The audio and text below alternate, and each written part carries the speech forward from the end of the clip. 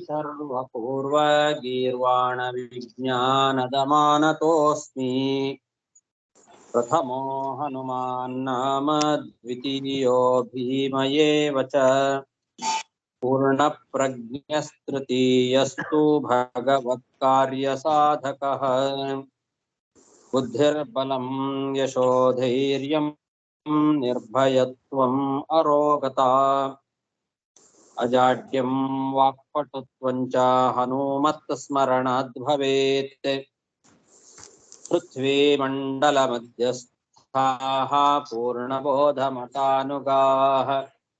वैष्णवा विष्णुहृदयाः तन्नमस्ये गुरुन्मम जन्माद्यस्य यतोऽन्वयादितरतश्चार्थेष्वभिज्ञस्वराट् तेने ब्रह्महृदाय आदिकवये मुह्यन्ति यं सूरयः तेजो वारिमृदां यथा विनिमयो यत्र त्रिसर्गो मृषा धाम्ना स्वेन सदा निरस्तकुहकं सत्यं परं धीमहि सृष्टिस्थित्यप्येहानितमो बन्धमोक्ष यस्मात् श्रीभृतिसुरात्मकस्य मार्व्यस्ताः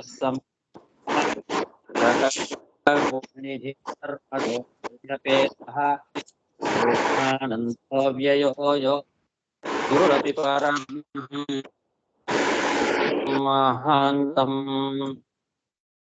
प्रव्रजन्तमनुपेतमपेतकृत्यं द्वैपायनो विरह कातर आजुहाव पुत्रेति तन्मयतया तरवोऽपि नेदुः तं सर्वभूतहृदयं मुनिमानतोऽस्मि श्रीगुरुभ्यो नमः हरिः ओम्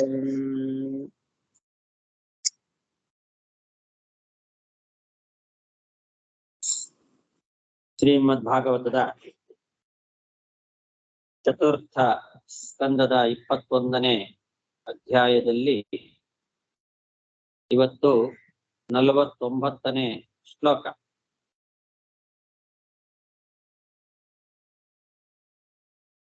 ಸರಿಯಾಗಿ ಕೇಳಿಸ್ತಾ ಇದೆಯಾ?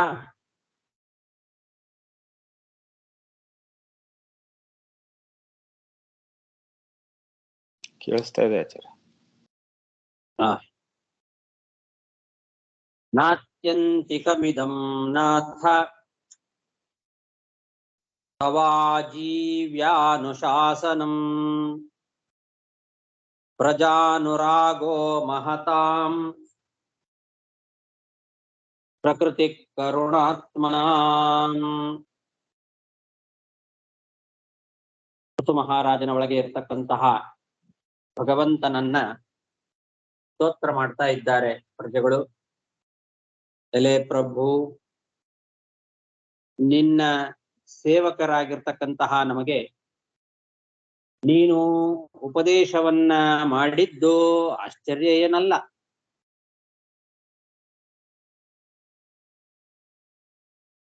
ಕಾರುಣ್ಯ ಮೂರ್ತಿಗಳಾದಂತಹ ನಿಮ್ಮಂತಹ ಮಹಾತ್ಮರಿಗೆ ಪ್ರಜೆಗಳ ಮೇಲೆ ಅನುರಾಗ ಇರೋದು ಅದು ಸ್ವಾಭಾವಿಕವಾದದ್ದು, ಪ್ರಕೃತಿ ಅಂತ. ಹಾಗಾಗಿ ಬ್ರಾಹ್ಮಣ ವತ್ಸಲನಾದಂತಹ ಭಗವಂತನ ಬಗ್ಗೆ ನಮಗೆ ಉಪದೇಶವನ್ನ ಏನು ನೀಡಿದ್ರಿ, ಇದು ನಿಮ್ಮ ಒಂದು ಸ್ವಾಭಾವಿಕವಾದಂತಹ ಗುಣ. ಕಾರುಣ್ಯ ಮೂರ್ತಿಗಳು ನೀವು, ಹಾಗಾಗಿ ನಮಗೆ ಉಪದೇಶವನ್ನ ಮಾಡಿದ್ದೀರಿ. ಇದು ಬಹಳ ಆಶ್ಚರ್ಯಕರವಾದದ್ದೇನಲ್ಲ ಅಂತ ಹಿಂದಿನ ಶ್ಲೋಕದಿಂದ ಅನ್ವಯ ಮಾಡ್ಕೊಳ್ಬೇಕು. ಅಹೋ ವಯಂ ಹೃದಯ ಪವಿತ್ರ ಕೀರ್ತೆ ಅಂತ ಆ ಋತು ಮಹಾರಾಜನ ಒಳಗಿರುವ ಭಗವಂತನನ್ನ ಸ್ತೋತ್ರ ಮಾಡ್ತಾ ಇದ್ದಾರೆ. ಭಗವಂತನ ಉದ್ದೇಶ ಇಟ್ಟುಕೊಂಡು ಋತು ಮಹಾರಾಜನನ್ನ ಹೊಗಳತಕ್ಕಂತಹ ಶ್ಲೋಕಗಳಿವೆಲ್ಲ.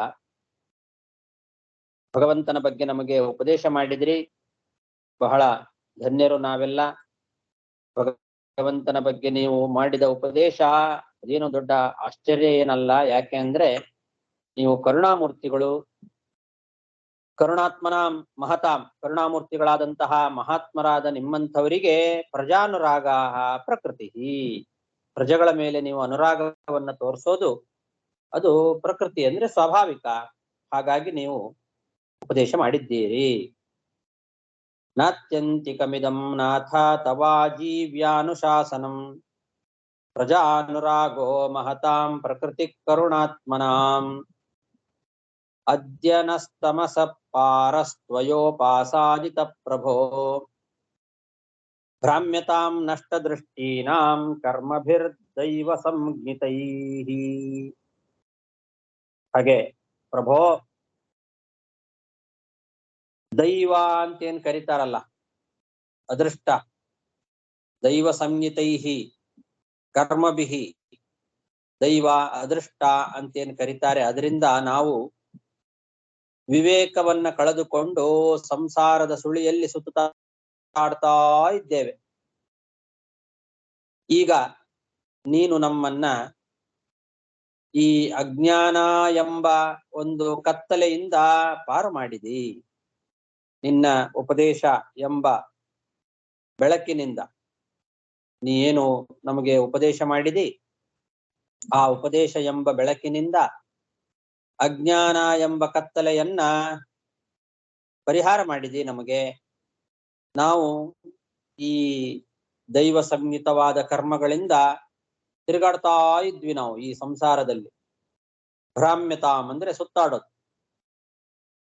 ಸಂಸಾರದ ಈ ಒಂದು ಸುಳಿಯಲ್ಲಿ ಸುತ್ತಾ ಇದ್ವಿ, ವಿವೇಕವನ್ನ ಕಳಕೊಂಡು. ನಷ್ಟದೃಷ್ಟಿನಾಂ, ದೃಷ್ಟಿ ಅಂತಂದ್ರೆ ಅಂತರ್ದೃಷ್ಟಿ. ನಮಗೆ ಅಂತರ್ದೃಷ್ಟಿ ಹೋಗಿಬಿಟ್ಟಿತ್ತು. ಬರೇ ಹೊರಗಿನ ಕಣ್ಣು ಕಾಣಿಸ್ತಾ ಇತ್ತು ಅಷ್ಟೇ, ಆದ್ರೆ ಒಳಗಿನ ಕಣ್ಣು ಅಂತರ್ದೃಷ್ಟಿ ಕಳ್ಕೊಂಡಿತ್ತು ನಮ್ಗೆ. ನಷ್ಟದೃಷ್ಟಿಗಳಾಗಿ ಅದೃಷ್ಟದಿಂದ ನಾವು ದೈವ ಸಂಹಿತವಾದ ಕರ್ಮಗಳಿಂದ ಸಂಸಾರದಲ್ಲಿ ಆ ಕಡೆಯಿಂದ ಈ ಕಡೆ, ಈ ಕಡೆಯಿಂದ ಆ ಕಡೆ ಸುಳಿದಾಡ್ತಾ ಇದ್ವಿ ನಾವು. ಅಂತಹ ನಮಗೆ ನಮ್ಮ ಅಜ್ಞಾನ ಎಂಬ ಅಂಧಕಾರವನ್ನ ಕಳೆದು ನಿನ್ನ ಜ್ಞಾನೋಪದೇಶದಿಂದ ಪಾರು ಮಾಡಿದಿ, ನಮ್ಮನ್ನ ಅಜ್ಞಾನದಿಂದ ಪಾರು ಮಾಡಿದಿ.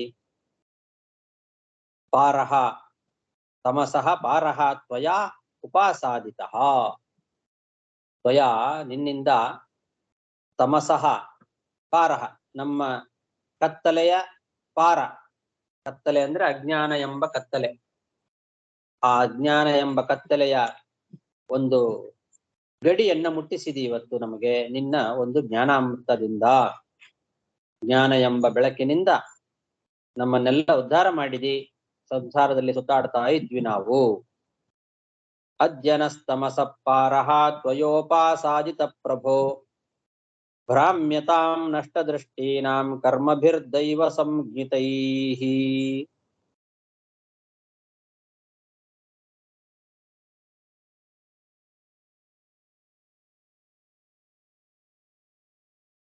ನಮೋ ವಿವೃದ್ಧ ಸತ್ವಾಯ ಪುರುಷಾಯ ಮಹೀಯಸೇ ಯೋ ಬ್ರಹ್ಮ ಕ್ಷತ್ರಮಾವಿಶ್ಯ ಬಿಭರ್ತೀದಂ ಸ್ವತೇಜಸಾ.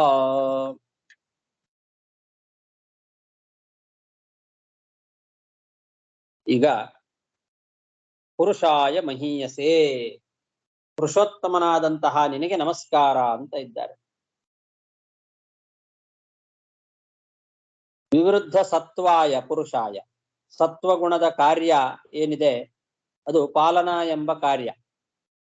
ಸತ್ವ ರಜಸ್ತಮೋ ಗುಣಗಳಲ್ಲಿ ಸತ್ವಗುಣದ ಕಾರ್ಯ ಜಗತ್ತನ್ನ ರಕ್ಷಣೆ ಮಾಡ್ತಕ್ಕಂತಹ ಕಾರ್ಯ. ಆ ಜಗತ್ತಿನ ರಕ್ಷಣೆ ಎಂಬ ಕಾರ್ಯವನ್ನ ವಿಶೇಷವಾಗಿ ವ್ಯಕ್ತ ಮಾಡತಕ್ಕಂತಹ ಪುರುಷೋತ್ತಮ ನೀನು, ಅಂತಹ ನಿನಗೆ ನಮಸ್ಕಾರ ಅಂತ ಇದ್ದಾರೆ.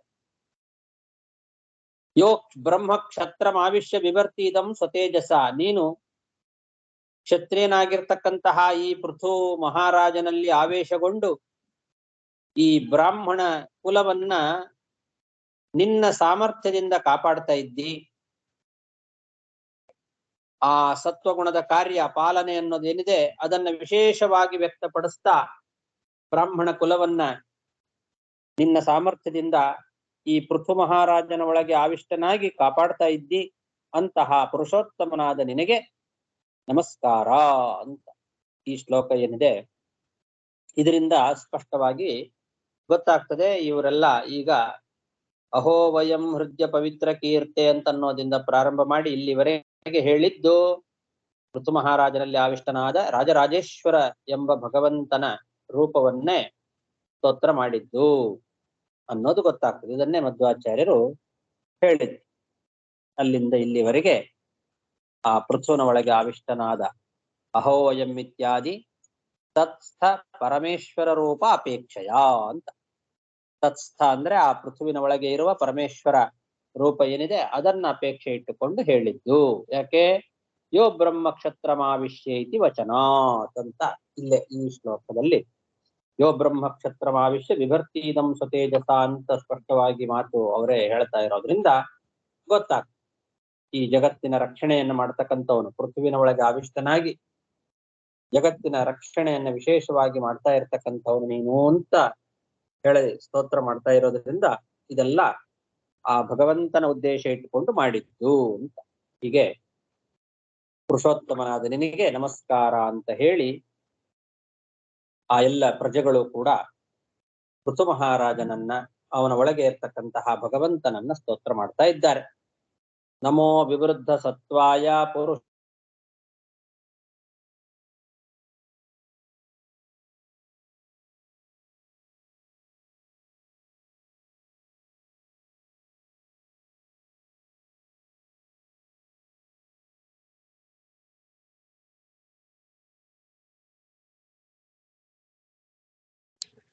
ಕೇಳಿಸ್ಲಿಲ್ಲ ಆಚಾರ್ಯ.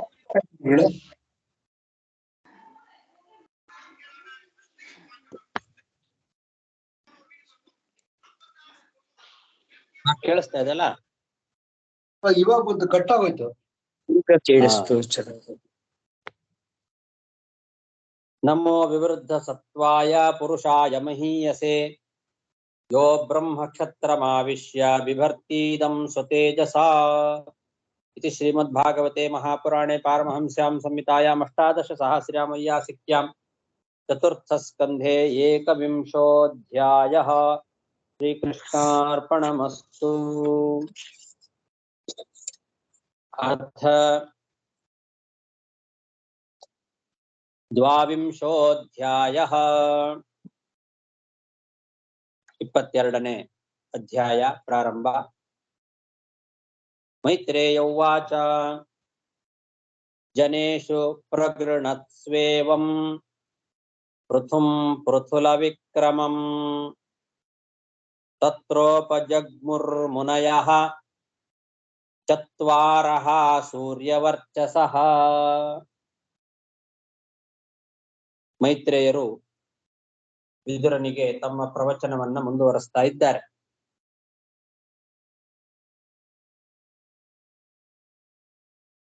ಈ ರೀತಿ ಪೃಥು ಮಹಾರಾಜ ಏನಿದ್ದಾನೆ ಆ ಪೃಥು ಮಹಾರಾಜನನ್ನ ಜನ ಎಲ್ಲ ಸ್ತೋತ್ರ ಮಾಡಿದ್ರು. ಪೃಥುಲ ವಿಕ್ರಮಂ ಪೃಥುಂ ಅಂತ ಪೃಥು ಮಹಾರಾಜನಿಗೆ ಒಂದು ವಿಶೇಷಣ ಕೊಟ್ಟಿದ್ದಾರೆ.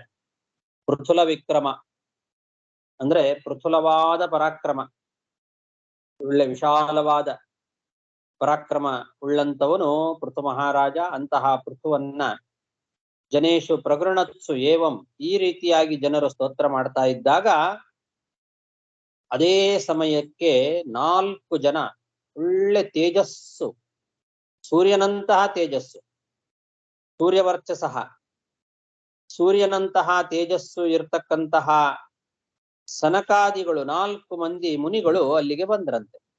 ಚತ್ವಾರಃ ಮುನಯಃ ತತ್ರ ಉಪಜಗ್ಮುಹು. 4 ಜನ ಒಳ್ಳೆ ತೇಜಸ್ವಿಗಳಾಗಿರ್ತಕ್ಕಂಥವ್ರು, ಸೂರ್ಯನಂತೆ ತೇಜಸ್ಸುಳ್ಳಂತವರು ಆ ಸನಕಾದಿಗಳು 4 ಜನ ಋಷಿಗಳು ಅಲ್ಲಿಗೆ ಬಂದಿದ್ದಾರೆ. ಪೃಥು ಮಹಾರಾಜನನ್ನ ಇವರೆಲ್ಲರೂ ಹೀಗೆ ಸ್ತೋತ್ರ ಮಾಡ್ತಾ ಇರೋ ಸಮಯದಲ್ಲಿ ಅಲ್ಲಿಗೆ ಆ ಸನಕಾದಿಗಳು ಬಂದ್ರು. ಜನೇಶು ಪ್ರಗೃಣತ್ಸ್ವೇವಂ ಪೃಥುಂ ಪೃಥುಲ ವಿಕ್ರಮಂ ತತ್ರೋಪಜಗ್ಮುರ್ಮುನಯಃ ಚತ್ವಾರಃ ಸೂರ್ಯವರ್ಚಸಃ. ತಾಂಸ್ತು ಸಿದ್ಧೇಶ್ವರಾನ್ ರಾಜ ವ್ಯೋಮ್ನೋವತರತೋರ್ಚಿಷಾ ಲೋಕಾನ ಪಾಪಾನ್ ಕುರ್ವಂತ್ಯ ತಾನುಗೋಚಷ್ಟಲಕ್ಷಿತಾನ್. ಆ 4 ಜನ ಸೂರ್ಯನಂತೆ ತೇಜಸ್ಸುಳ್ಳಂತವರು, ಅಂತಹ ಸೂರ್ಯ ವರ್ಚಸ್ಸುಳ್ಳಂತಹ 4 ಜನ ಆಕಾಶದಿಂದ ಕೆಳಗೆ ಇಳಿದು ಬರ್ತಾ ಇದ್ದಾರೆ. ಅದನ್ನ ರಾಜ ನೋಡಿದ, ಅವನ ಪರಿವಾರದವರೆಲ್ಲರೂ ಕೂಡ ನೋಡಿದ್ರಂತೆ. ವ್ಯೋಮ್ನೋ ಅವತರತಃ, ಆಕಾಶದಿಂದ ಕೆಳಗಿಳಿದು ಬರ್ತಾ ಇದ್ದಾರೆ ಸೂರ್ಯ ತೇಜಸ್ವಿಗಳಾದಂತಹ 4 ಜನ ಮುನಿಗಳು. ಅವರನ್ನ ಸಪರಿವಾರ ಸಮೇತನಾಗಿ ಈ ಪೃಥು ಮಹಾರಾಜ ನೋಡಿದ. ಅವರು ದಿವ್ಯವಾದ ಅವರ ಕಾಂತಿ ಲೋಕಗಳ ಪಾಪಗಳನ್ನೆಲ್ಲ ಕಳಿತಕ್ಕಂಥದ್ದು. ಲೋಕಾನ್ ಅಪಾಪಾನ್ ಕುರುವಂತ್ಯ, ಎಲ್ಲ ಜನರ ಪಾಪಗಳನ್ನ ಪರಿಹಾರ ಮಾಡತಕ್ಕಂತಹ ದಿವ್ಯವಾದ ಕಾಂತಿ ಅವರಲ್ಲಿತ್ತು. ಅದನ್ನ ನೋಡಿ ಇವರು ಸಿದ್ಧ ಪುರುಷರು, ಸಿದ್ಧೇಶ್ವರರು ಅಂತ ಅವರನ್ನ ಗುರುತು ಹಿಡಿದ. ಸಿದ್ಧ ಪುರುಷರಾಗಿರ್ತಕ್ಕಂಥವ್ರು ಇವರು, ಸಿದ್ಧೇಶ್ವರರಾಗಿರ್ತಕ್ಕಂಥವ್ರು ಇವರು ಅಂತನ್ನೋದನ್ನ ಅವರ ಆ ಒಂದು ತೇಜಸ್ಸನ್ನ ನೋಡಿಯೇ, ಅವರ ದಿವ್ಯವಾದ ಕಾಂತಿಯನ್ನ ನೋಡಿಯೇ ಅವರು ಸಿದ್ಧೇಶ್ವರರು ಎಂಬುದಾಗಿ ಅವರನ್ನ ಗುರುತಿಸಿದ ರಾಜ. ತಾಂಸ್ತು ಸಿದ್ಧೇಶ್ವರಾನ್ ರಾಜ ವ್ಯೋಮ್ನೋವತರತೋರ್ಚಿಷಾ ಲೋಕಾನ್ ಅಪಾಪಾನ್ ಕುರ್ವಂತ್ಯ ತಾನುಗೋಚಷ್ಟಲಕ್ಷಿತಾನ್.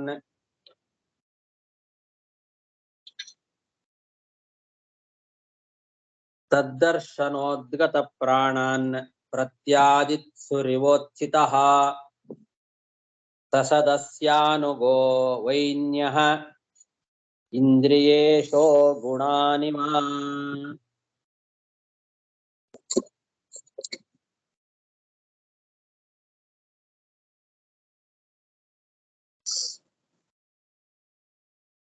ಯಾರಾದರೂ ದೊಡ್ಡವರು ಬಂದಾಗ ಚಿಕ್ಕವರ ಪ್ರಾಣಗಳೆಲ್ಲ ಆ ಹಿರಿಯರ ಕಡೆಗೆ ಆಕರ್ಷಿತವಾಗಿ ಎದ್ದೇಳ್ತಾವೆ. ಹಿರಿಯರು ಬಂದಾಗ ತಕ್ಷಣದಲ್ಲೇ ಎದ್ದು ನಿಲ್ಲಬೇಕು. ಕಿರಿಯರು, ದೊಡ್ಡವರು ಯಾವಾಗಲೂ ಬಂದಾಗ ಚಿಕ್ಕವರು ಎದ್ದು ನಿಲ್ಲಬೇಕು. ಆವಾಗ ಅವರ ಪ್ರಾಣಗಳು ಅವರಲ್ಲಿ ತಿರುಗಿ ಸ್ವಸ್ಥವಾಗ್ತಾವಂತೆ. ಇಲ್ಲದೆ ಇದ್ರೆ ಆಯುಷ್ಯ ಕ್ಷೀಣವಾಗತ್ತೆ ಅಂತ ಇದು ಮನುಸ್ಮೃತಿಯಲ್ಲಿ ಇರ್ತಕ್ಕಂತಹ ಮಾತು. ಯಾರಾದ್ರೂ ದೊಡ್ಡವರು ಬಂದ್ರು ಅಂದ್ರೆ ಆವಾಗ ಚಿಕ್ಕವರ ಪ್ರಾಣಗಳೆಲ್ಲ ಅವರ ಕಡೆಗೆ ಹೋಗಿ ಎದ್ದು ನಿಂತು ಬಿಡ್ತಾವಂತೆ. ಚಿಕ್ಕವರ ಪ್ರಾಣಗಳು ಹಿರಿಯರ ಕಡೆಗೆ ಆಕರ್ಷಿತವಾಗಿ ಎದ್ದೇಳ್ತಾವೆ ಪ್ರಾಣಗಳು. ಒಂದ್ ವೇಳೆ ಕಿರಿಯರು ಆ ಸಮಯದಲ್ಲಿ ಎದ್ದು ನಿಲ್ಲಿಲ್ಲ ಅಂತಂದ್ರೆ ಅವರ ಆಯುಷ್ಯ ಕ್ಷೀಣವಾಗಿ ಬಿಡ್ತದೆ. ಆ ಆಯುಷ್ಯವನ್ನ ಎಳ್ಕೊಂಡು ಹೋಗ್ಬಿಡ್ತಾರ ಅವ್ರ ಹಿರಿಯರು. ಅದಕ್ಕೆ ಏನ್ ಮಾಡಬೇಕು ಅಂದ್ರೆ ದೊಡ್ಡವರು ಬಂದಾಗ ಚಿಕ್ಕವರು ಎದ್ದು ನಿಲ್ಲಬೇಕು. ಎದ್ದು ನಿಂತರೆ ಕೂಡಲೇ ಆ ಪ್ರಾಣಗಳು ತಿರುಗಿ ಸ್ವಸ್ಥವಾಗಿ ಇವರಲ್ಲಿ ಬಂದು ಕೂಡ್ತಾವಂತೆ.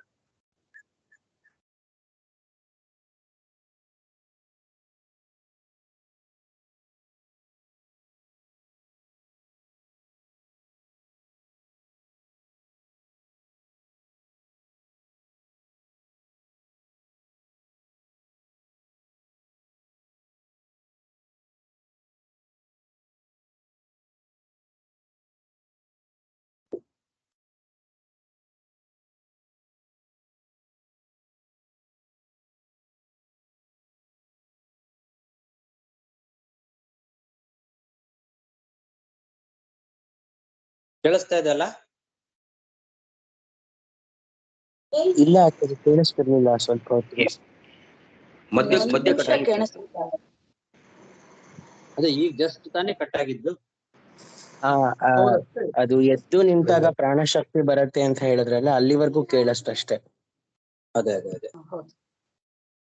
ಅದೇ ಎದ್ದು ನಿಂತರೆ ಚಿಕ್ಕವರು ಅವರ ಪ್ರಾಣ ಮತ್ತೆ ತಿರುಗಿ ಅವರಲ್ಲಿ ಸ್ವಸ್ಥವಾಗಿ ಉಳಿಯತ್ತೆ ಅಂತ ಮನುಸ್ಮೃತಿಯಲ್ಲಿ ಈ ಮಾತಿದೆ. ಊರ್ಧ್ವಂ ಪ್ರಾಣಾಹ್ಯುತ್ಕ್ರಾಮಂತಿ ಯೂನಃ ಸ್ಥವಿರ ಆಗತೆ ಪ್ರತ್ಯುತ್ಥಾನಾಭಿವಾದಾಭ್ಯಾಂ ಪುನಸ್ತಾನ್ ಪ್ರತಿಪದ್ಯತೆ ಅಂತ ಇದು ವಾಕ್ಯ. ಊರ್ಧ್ವಂ ಪ್ರಾಣಾಹ ಹಿ ಉತ್ಕ್ರಾಮಂತಿ, ದೊಡ್ಡವರು ಬಂದಾಗ ಚಿಕ್ಕವರ ಪ್ರಾಣಗಳು ಊರ್ಧ್ವ ಕಡೆಗೆ ಉತ್ಕ್ರಾಮಂತಿ, ಎದ್ದು ನಿಲ್ತಾವಂತೆ. ಆವಾಗ ಏನ್ ಮಾಡ್ಬೇಕು? ಚಿಕ್ಕವರು ಎದ್ದು ನಿಂತು ಅವರಿಗೆ ಅಭಿವಾದನ ಮೊದಲಾದವುಗಳನ್ನ ಮಾಡಿದ್ರೆ ಮತ್ತೆ ಪುನಃ ಆ ಪ್ರಾಣಗಳು ತಿರುಗಿ ಸ್ವಸ್ಥವಾದ ರೀತಿಯಲ್ಲಿ ಬಂದು ಕೂತ್ಕೊಳ್ತಾವೆ. ಒಂದು ವೇಳೆ ಎದ್ದು ನಿಲ್ಲಿಲ್ಲ ಅಂತಾದ್ರೆ ಆವಾಗ ಅವರ ಪ್ರಾಣ ಕ್ಷೀಣವಾಗ್ತಾ ಹೋಗ್ತದೆ, ಆಯುಷ್ಯ ಅಂತ ಅನ್ನೋದು ಕ್ಷೀಣವಾಗ್ತಾ ಹೋಗ್ತದೆ ಅಂತ ಮನುಸ್ಮೃತಿ ಇದೆ. ಅದರಂತೆ ಈ ಸನಕಾದಿಗಳು ಬಂದಾಗ ಪೃಥು ಮಹಾರಾಜ ಮೇಲಕ್ಕೆ ಎದ್ದಂತಹ ತನ್ನ ಪ್ರಾಣಗಳನ್ನ ತಿರುಗಿ ತನ್ನಲ್ಲಿ ಇಟ್ಕೊಳ್ಬೇಕು ಅನ್ನೋ ಉದ್ದೇಶದಿಂದಲೋ ಏನೋ ಎಂಬಂತೆ ಎದ್ದು ನಿಂತ ಅಂತ ಹೇಳ್ತಾ ಇದ್ದಾರೆ. ಪ್ರತ್ಯಾದಿತ್ಸುರಿವ ಉತ್ಥಿತ ಅಂತಿದೆ. ಉದ್ಗತ ಪ್ರಾಣಾನ್ ಪ್ರತ್ಯಾದಿತ್ಸು ಇವ, ಮೇಲೆದ್ದ ಪ್ರಾಣಗಳು ಮತ್ತೆ ಹಿಂತಿರುಗಿ ನನ್ನಲ್ಲೇ ಬಂದು ಕುತ್ಕೊಳ್ಳಿ ಅನ್ನೋ ಉದ್ದೇಶದಿಂದಲೋ ಏನೋ ಎಂಬಂತೆ ಎದ್ದು ನಿಂತ. ವಸ್ತುತಃ ಪ್ರಾಣಹಾನಿ ಆಗತ್ತೆ ಅನ್ನೋ ಹೆದರಿಕೆಯಿಂದ ಅಲ್ಲ, ಆ ಉದ್ದೇಶದಿಂದಲೋ ಏನೋ ಎಂಬಂತೆ ಎದ್ದು ನಿಂತ ಅಂದ್ರೆ ಏನರ್ಥ? ಹಾಗಾದ್ರೆ ಬೇರೆ ಏನೋ ಉದ್ದೇಶದಿಂದ, ಪ್ರಾಣ ಹಾನಿ ಆಗತ್ತೆ, ಆಯುಷ್ಯ ಕ್ಷೀಣ ಆಗತ್ತೆ ಅನ್ನೋ ಉದ್ದೇಶದಿಂದ ಅವನು ಎದ್ದು ನಿಂತದ್ದಲ್ಲ, ಭಕ್ತಿಯಿಂದಲೇ ಎದ್ದು ನಿಂತಿದ್ದ. ಅವನಿಗೆ ಅವರ ಮೇಲೆ ಅಷ್ಟು ಭಕ್ತಿ, ಆ ಭಕ್ತಿಯಿಂದಲೇ ರಾಜ ಪರಿವಾರದ ಜೊತೆಗೆ ಅವನು ಎದ್ದು ನಿಂತಿದ್ದ, ಆ ಹಿರಿಯರು ಬಂದ್ರು ಅಂತ. ಹೊರತು ಪ್ರಾಣ ಹಾನಿ ಆಗತ್ತೆ, ಆಯುಷ್ಯ ಕ್ಷೀಣವಾಗುತ್ತೆ ಅನ್ನೋ ಕಾರಣದಿಂದ ಅಲ್ಲ. ಅದಕ್ಕೋಸ್ಕರ ಇವ ಅಂತ ಹೇಳಿದ್ದಲ್ಲಿ ಭಾಗವಂತ. ಪ್ರತ್ಯಾದಿತ್ಸು ಇವ ಉತ್ಥಿತ ಅಂತ ಮನುಸ್ಮೃತಿಯಲ್ಲಿ ಆ ವಾಕ್ಯ ಇದೆ. ದೊಡ್ಡವರು ಬಂದಾಗ ಚಿಕ್ಕವರ ಪ್ರಾಣಗಳು ಮೇಲೆ ಎದ್ದು ನಿಂತಿರ್ತಾವೆ, ಅದು ಮತ್ತೆ ವಾಪಸ್ಸು ನನ್ನೊಳಗೆ ಬಂದು ಕೂಡ್ಲಿ ಅನ್ನೋ ಉದ್ದೇಶದಿಂದಲೋ ಏನೋ ಎಂಬಂತೆ ಎದ್ದು ನಿಂತ. ಎದ್ದು ನಿಂತರೆ ಅದು ಮತ್ತೆ ಯಥಾಸ್ಥಾನಕ್ಕೆ ಬರ್ತಾವೆ. ಅದಕ್ಕೋಸ್ಕರ ಆ ಉದ್ದೇಶದಿಂದಲೋ ಏನೋ ಎಂಬಂತೆ ಎದ್ದು ನಿಂತ ಅಂತ ಹೇಳಿದ್ದಾರೆ. ಆ ಉದ್ದೇಶದಿಂದಲೋ ಏನೋ ಎಂಬಂತೆ ಅಂದ್ರೆ ಹಾಗಾದ್ರೆ ಆ ಉದ್ದೇಶ ಅಲ್ವಾ ಅಂದ್ರೆ ಹೌದು, ಅಲ್ಲ. ಅವನಿಗೆ ಪ್ರಾಣ ಹಾನಿ ಆಗತ್ತೆ ಅಥವಾ ಆಯುಷ್ಯ ಕ್ಷೀಣ ಆಗತ್ತೆ ಅನ್ನೋ ಭಯ ಇಲ್ಲ ಅವನಿಗೆ, ಆ ಭಯದಿಂದ ಎದ್ದು ನಿಂತದ್ದಲ್ಲ. ಅವನಲ್ಲಿ ಸ್ವಾಭಾವಿಕವಾಗಿಯೇ ಭಕ್ತಿ ಇದೆ, ಹಿರಿಯರ ಮೇಲೆ ಸನಕಾದಿಗಳ ಮೇಲೆ ಇರುವ ಭಕ್ತಿಯಿಂದಲೇ ಎದ್ದು ನಿಂತಿದ್ದ. ಇಂದ್ರಿಯಗಳು ವಿಷಯ ಪದಾರ್ಥಗಳ ಕಡೆಗೆ ಹೋದ್ರೆ ಇಂದ್ರಿಯಗಳ ನಾಶ ಆಗತ್ತೆ ಅನ್ನೋ ಭಯದಿಂದ ಮನುಷ್ಯ ತಾನು ಆ ಇಂದ್ರಿಯಗಳನ್ನ ಹಿಡಿದಿಟ್ಟುಕೊಳ್ಳಿಕ್ಕೆ ಎದ್ದು ವಿಷಯ ಪದಾರ್ಥಗಳ ಕಡೆಗೆ ಹೋಗ್ತಾನೆ. ಹಾಗೆ ಪೃಥು ಮಹಾರಾಜನು ಕೂಡ ಋಷಿಮುನಿಗಳ ಕಡೆಗೆ ಹೊರಟು ಹೋಗ್ತಾ ಇದ್ದ. ಇಂದ್ರಿಯಗಳನ್ನ ಹಿಡಿದಿಟ್ಕೊಳ್ಬೇಕೋ ಏನೋ ಎಂಬಂತೆ ಎದ್ದು ನಿಂತ ಅಂತ. ಇನ್ನೊಂದು ಇಂದ್ರಿಯೇಶೋ ಗುಣಾನಿವ ಅಂತ ಮತ್ತೊಂದು ದೃಷ್ಟಾಂತ ಕೊಟ್ಟಿದ್ದಾರೆ. ಇಂದ್ರಿಯೇಶಃ ಗುಣಾನ್ ಇವ ವೈನ್ಯಃ ಸದಸ್ಯಾನುಗಃ. ವೈನ್ಯ ಅಂತಂದ್ರೆ ವೇನನ ಮಗ ಈ ಪೃಥು, ಸದಸ್ಯಾನುಗಃ ತನ್ನ ಸಪರಿವಾರದ ಜೊತೆಯಲ್ಲಿ ಎದ್ದು ನಿಂತ. ಹೇಗೆ ಅಂದ್ರೆ ಇಂದ್ರಿಯಗಳನ್ನ ಹಿಡಿದಿಟ್ಟುಕೊಳ್ಬೇಕು ಏನೋ ಎಂಬಂತೆ ಅಂತ. ಇದು ಕೂಡ ಹಾಗೆ, ಇಂದ್ರಿಯಗಳು ವಿಷಯ ಪದಾರ್ಥಗಳ ಕಡೆಗೆ ಹೋಗೋದು ಅದರ ಸ್ವಭಾವ. ವಿಷಯ ಪದಾರ್ಥಗಳು ಕಂಡ್ರೆ ಇಂದ್ರಿಯಗಳು ಆ ವಿಷಯ ಪದಾರ್ಥಗಳ ಕಡೆಗೆ ಹೋಗ್ತವೆ. ಅದು ವಿಷಯ ಪದಾರ್ಥಗಳ ಕಡೆ ಇಂದ್ರಿಯ ನಾಶ ಆಗತ್ತೆ.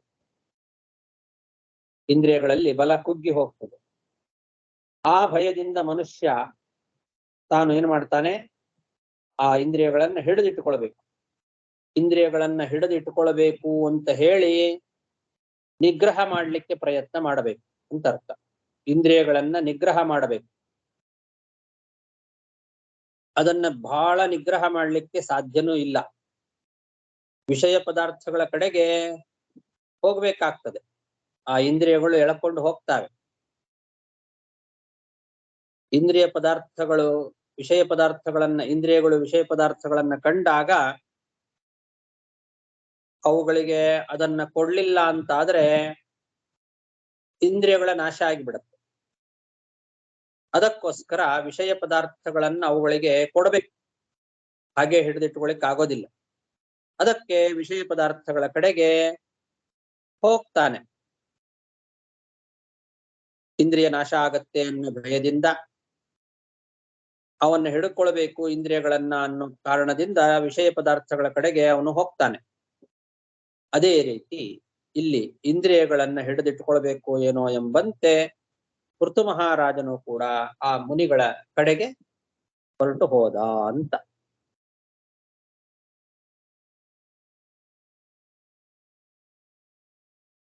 ಸ್ವಯಂ ಅನವಿಗಚ್ಚತಃ ಪ್ರಾಣಹಾನಿ ಸ್ಯಾದಿತಿ ಭಯಾದಿವ ಸಸಂಭ್ರಮ ಪ್ರತ್ಯುದ್ಗಮನಂ ಚಕಾರ ಇತಿ. ಇಂದ್ರಿಯೇಶೋ ಜೀವಃ ಗುಣಾನ್ ಇಂದ್ರಿಯಾಣಿ ಇವ ಅಂತ ವಿಜಯಧ್ವಜ ತೀರ್ಥರ ವ್ಯಾಖ್ಯಾನ. ಇಂದ್ರಿಯೇಶೋ ಜೀವಃ, ಇಂದ್ರಿಯಗಳಿಗೆ ಒಡೆಯನಾದಂತಹ ಜೀವ, ಗುಣಾನ್ ಅಂದ್ರೆ ವಿಷಯಾನ್ ಇವ, ಯಥಾ ಜೀವಃ ಇಂದ್ರಿಯ ವಿಷಯೇಷು ಶಬ್ದಾದಿಷು ಸ್ವಾತ್ಮಾನಂ ವಿಹಾಯ ಗಮನೋನ್ಮುಖೇಷು ತಾನ್ ಪ್ರತ್ಯಾದಿತ್ಸುಃ ಉತ್ತಿಷ್ಠತಿ ತಥಾ ಇವ. ಯಾದವಾರ್ಯರು.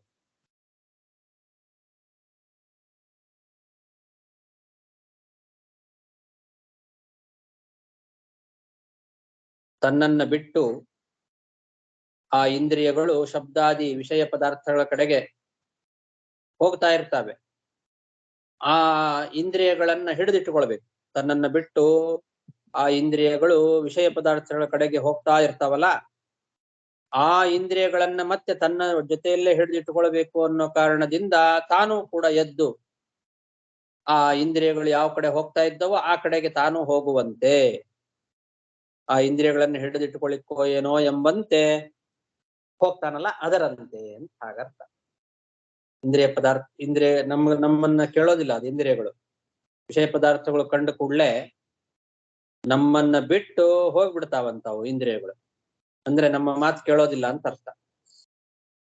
ನಮ್ಮ ಮಾತನ್ನು ಕೇಳದೆ ಆ ಇಂದ್ರಿಯಗಳು ವಿಷಯ ಪದಾರ್ಥಗಳು ಎಲ್ಲಿದಾವೋ ಅದರ ಕಡೆಗೆ ಹುಡ್ಕೊಂಡು ಹೋಗಿಬಿಡ್ತಾವೆ. ಅದು ನಮ್ಮನ್ನ ಎಲ್ಲಿ ಬಿಟ್ಟು ಹೋಗಿಬಿಡ್ತದೋ ಅನ್ನೋ ಭಯದಿಂದ, ನಮ್ಮಲ್ಲಿರೋ ಇಂದ್ರಿಯ ನಮ್ಮನ್ನು ಬಿಟ್ಟು ಎಲ್ಲಿ ಹೋಗ್ಬಿಡುತ್ತದೋ ಅನ್ನೋ ಆ ಇಂದ್ರಿಯ ನಾಶಯ ಭಯದಿಂದ ಮನುಷ್ಯ ತಾನೂ ಕೂಡ ಅವುಗಳ ಹಿಂದೆ ಹೋಗ್ತಾನೆ. ಆ ಇಂದ್ರಿಯಗಳನ್ನು ಹಿಡಿದಿಟ್ಟುಕೊಳ್ಬೇಕು ಏನೋ ಎಂಬ ಉದ್ದೇಶದಿಂದ ಅವುಗಳ ಕಡೆಗೆ, ಆ ಇಂದ್ರಿಯಗಳು ಯಾವ ವಿಷಯ ಪದಾರ್ಥಗಳ ಕಡೆಗೆ ಹೋಗ್ತಾವೋ ಅದೇ ಕಡೆಗೆ ಇವನು ಕೂಡ ಧಾವಿಸಿ ಹೋಗುವಂತೆ. ಈಗ ಆ ತನಕಾದಿಗಳೇನು ಬಂದ್ರು ಅವರ ಕಡೆಗೆ ಇವನು ಹೋದ ಅಂತ. ಈಗ ಎರಡು ದೃಷ್ಟಾಂತ. ಒಂದು, ಪ್ರಾಣಗಳು ಹೋಗ್ತಾ ಇದ್ದಾವೆ, ದೊಡ್ಡವರು ಬಂದಾಗ ಚಿಕ್ಕವರ ಪ್ರಾಣಗಳು ಎದ್ದು ನಿಲ್ತಾರೆ.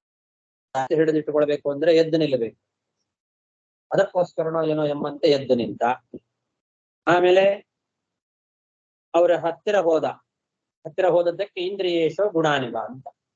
ಇಂದ್ರಿಯಗಳು ವಿಷಯ ಪದಾರ್ಥಗಳನ್ನ ಕಂಡಾಗ ಆ ವಿಷಯ ಪದಾರ್ಥಗಳ ಕಡೆಗೆ ಓಡಿ ಹೋಗ್ತಾವೆ ನಮ್ಮನ್ನ ಬಿಟ್ಟು.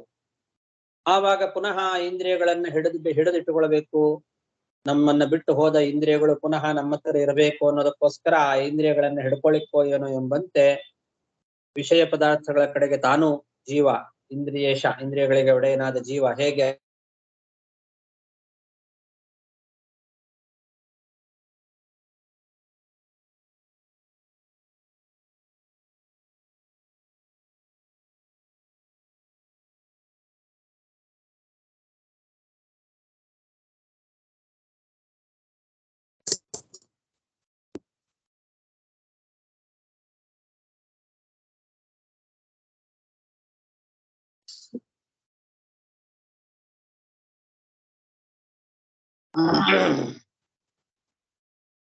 ತದ್ದರ್ಶನೋದ್ಗತ ಪ್ರಾಣಾನ್ ಪ್ರತ್ಯಾದಿತ್ಸುರಿವೋತ್ಥಿತಃ ಸಸದಸ್ಯಾನುಗೋ ವೈನ್ಯಃ ಇಂದ್ರಿಯೇಶೋ ಗುಣಾನಿವ.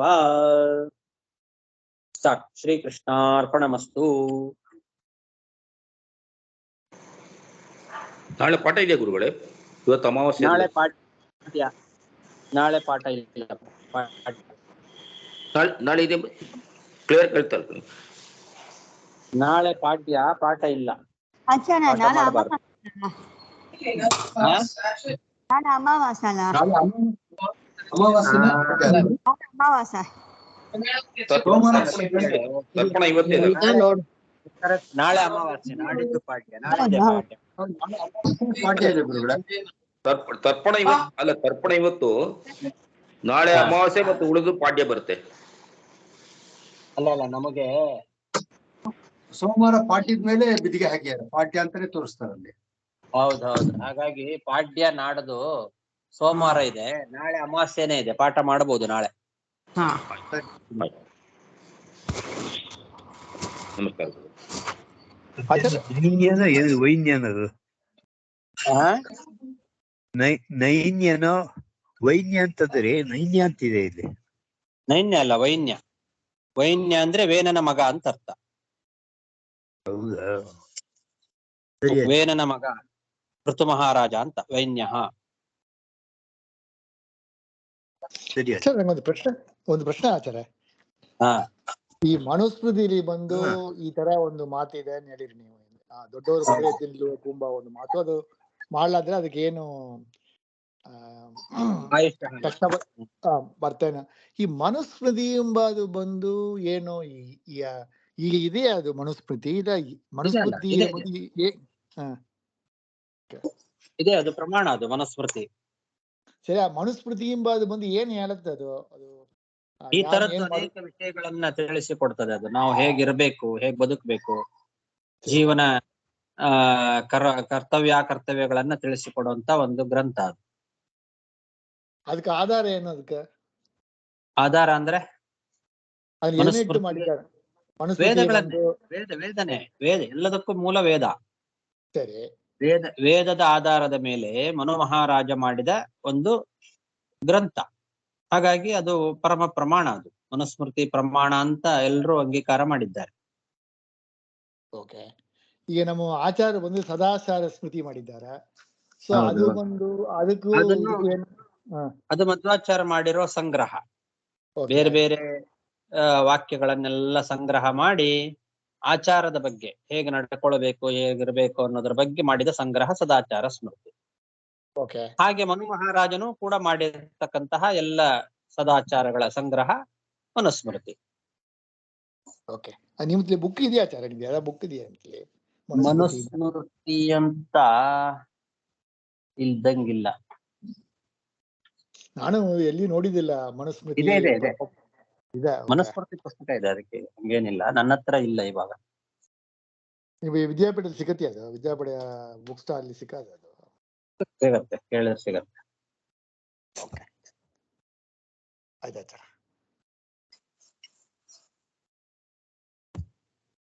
ನಮಸ್ಕಾರ ಗುರುಗಳೇ. ನಮಸ್ಕಾರ.